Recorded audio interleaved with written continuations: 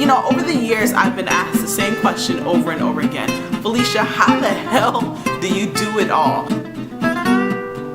Right? I'm an author, an entrepreneur, a mom, a wife to a really awesome husband, and have a lot of projects going on all the time. And for a long time, my answer was, I don't know how I do it. And it took the point where I lost a very big contract for Feverish, not because we couldn't do the work, but because I wasn't organized enough to just send an email. Send an email. That's all I had to do was send the email. And I had so many things going on, all these notebooks all over the place. A lot of you probably know exactly what I'm talking about. And I had to say, you know what, Felicia, this was a very expensive mistake. I cannot let this happen again. And that's when I started to get organized. And I hadn't even created the planner at the point, but it was the way I aligned my planner and my notes every single week, starting Sunday night, getting very organized, figuring out, and it started with just dumping my ideas out. You know, dumping the things that I knew I had to do for the week. That's what I started to do. The second thing that I started to do was put a dollar sign by every single thing that I knew as soon as I crossed it off my list that it was going to bring me back money.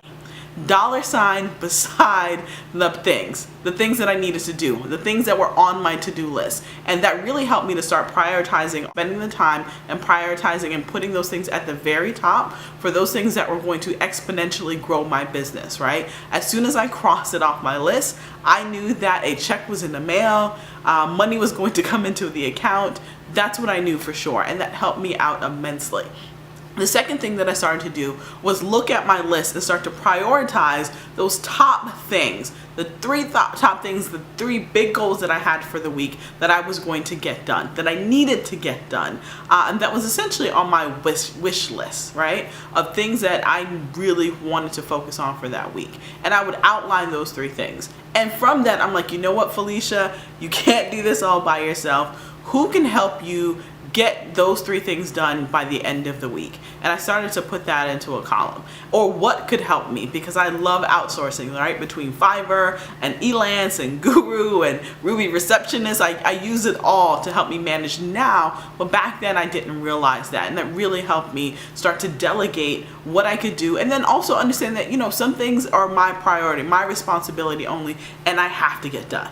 Right? Those high-level clients that want those 10 and 20,000 popsicle orders, you know, schools that specifically want to speak to me on the phone, clients that I have and I consult all over the world that specifically want to speak to me. I can't delegate that to anyone else. So outlining what I could delegate and then also outlining what I needed to do personally for myself. The third part of that was my social media output. What content was I putting out to the world? And outlining that, right? I had a blog for myself, I have a blog for Feverish, we have different websites between our company and then the community work that we were doing, how to manage that all, and also what exactly was I putting out? Not just random posts when you're sitting on a toilet, but actually what was I putting out and being more strategic about that. So my social media posts, what blog posts, any articles, any podcasts, any videos that I was putting out, what was I putting out, and having a strategy behind that week to week. The last thing that I plotted out on this sheet that is now a planner that I'm sharing with each and every one of you is my output.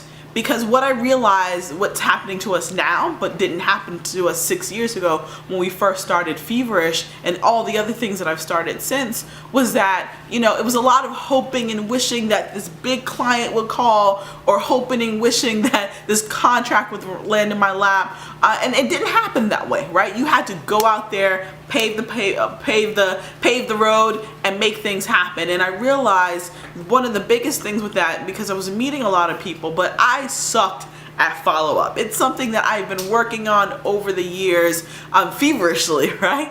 And I suck at follow-up. And one of the biggest reasons I sucked at follow-up is because I couldn't remember the first time I contacted this person. So I put together a list, call your output list. And it's when you reach out to this person, what contract, what proposal you sent out, what query letter you sent out if you're writing a book, putting that out there, and what date I'm going to follow up with them.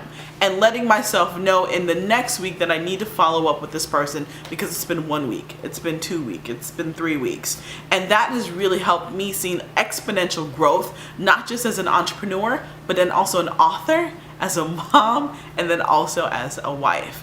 The second part of the book is, in the planner, is, you know, a schedule, right? What do you have to do week after week? Not just your mornings, your afternoons, and nights, but then also your late nights. Because I felt that planners would stop at like 6 or 7 o'clock at night, like nothing goes on. And as entrepreneurs, we know that's really when the day is just getting started, right? Because you're not getting as many emails, you're definitely not getting as many phone calls, all the good TV shows are gone, off for the night. So that's really your time of silence to get the work done that really requires a big part of your brain capacity. And you have that silence, right? The baby's in bed, husband's probably asleep or reading a book or whatever, but that is that time that you can get work done. So you plot out what you have to do during that time. And if you consult, and you consult clients out of the country like I do quite frequently, hey, I still have to plot in people that I'm speaking to at 11 or 12 o'clock at night because it's 8 or 9 o'clock wherever they are. So I thought that was a very important component that I needed to add to this weekly strategic planner for you. The last part that I love so much is, here, I gotta show it to you, I can't just tell you, but the motivational messages that you get as a part of this planner that you see throughout, right? And some of this, if you follow me at all, these are some of my favorite quotes that I either say or that people that I follow say, like, it doesn't matter if the glass is half empty or full.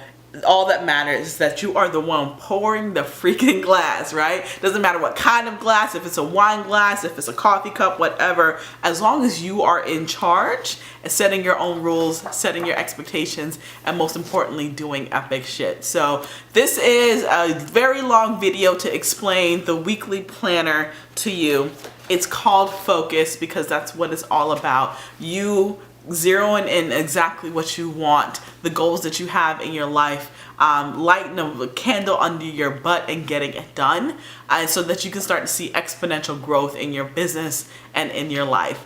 I'm Felicia Hatcher, Chief Popsicle of Feverish Pops, author of some really freaking phenomenal books, and the new one, most importantly, the Focus Weekly Strategic Planner for Driven Entrepreneurs. See you soon.